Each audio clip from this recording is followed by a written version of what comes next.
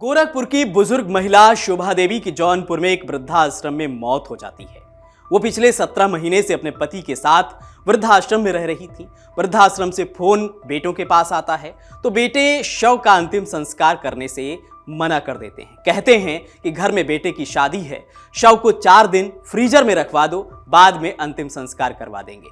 पति भुआल अपनी पत्नी का शव लेकर घर पहुंचते हैं तो बड़ा बेटा दरवाजा खोलने से भी मना कर देता है। नमस्कार, मैं हूं प्रभाकर तिवारी और आप देख रहे हैं अमर उजाला। यह खबर हमने आपको पहले ही बताई है और इस खबर का लिंक हम इसी खबर के डिस्क्रिप्शन में आपको दे देंगे, जिससे कि आप इस खबर को देख पाएंगे। अब आपको बताते हैं कि आखिर इसमें अपडेट क्या है। अब महिला के बेटों ने माफी मांगी है, अपने किए पर उनको पछतावा हुआ है। गोरखपुर के कैंपियरगंज क्षेत्र के भरोहिया गांव में बुजुर्ग दंपति भुआल मधेशिया और शोभा देवी की उपेक्षा, वृद्धाश्रम में गुजरे दिन और मां के निधन के बाद बेटों के किनारा कर लेने की चर्चाएं गांव कस्बे से लेकर सोशल मीडिया तक छाई रहीं। इससे बेटों को भी पछतावा हुआ और पिता को घर में साथ रखने की पहल की है। भुआल को भी पत्नी के जाने के बाद अकेले जीना मुश्किल हो गया है। भुआल मधेशिया 17 महीने से पत्नी शोभा देवी के साथ जौनपुर में एक वृद्धाश्रम में रह रहे थे। बीते 19 नवंबर को शोभा का निधन हो गया।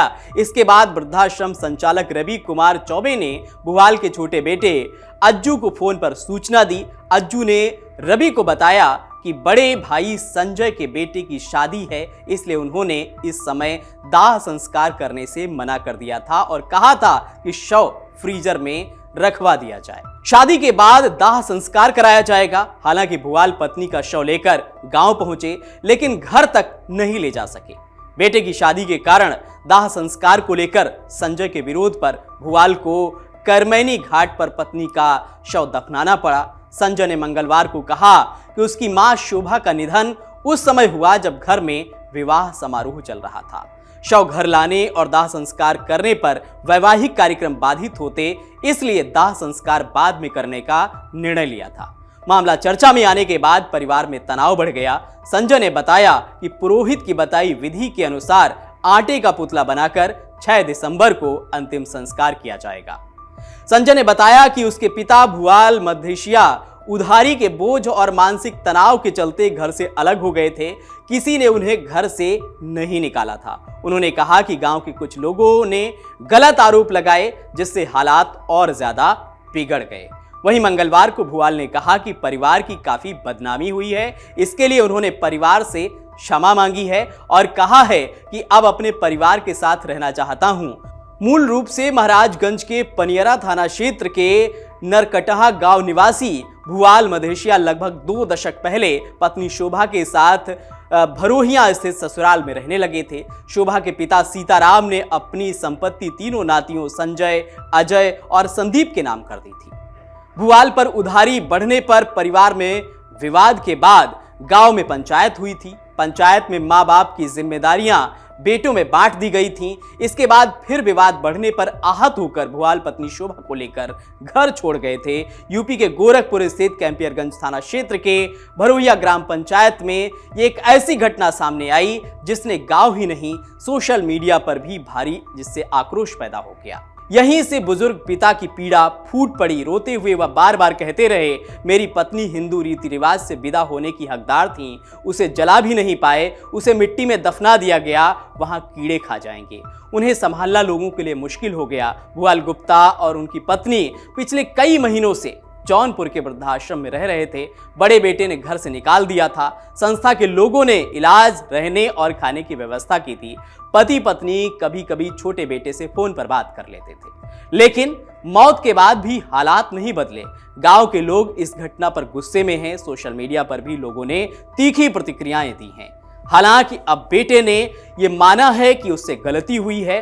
उसने समाज से, परिवार से माफी मांगी है और उसने कहा है कि हिंदू रीति रिवाज से पुतला बनाकर वो मां का अंतिम संस्कार करेगा। का कौन थी आपकी? मेरी माता थी।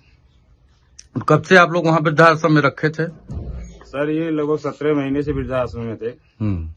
किस वजह से? सर कुछ इनके ऊपर प्रॉब्लम था, इस वजह से जो वहाँ पे गए थे। कितने भाई हैं आप लोग? 3 भाई हैं सर।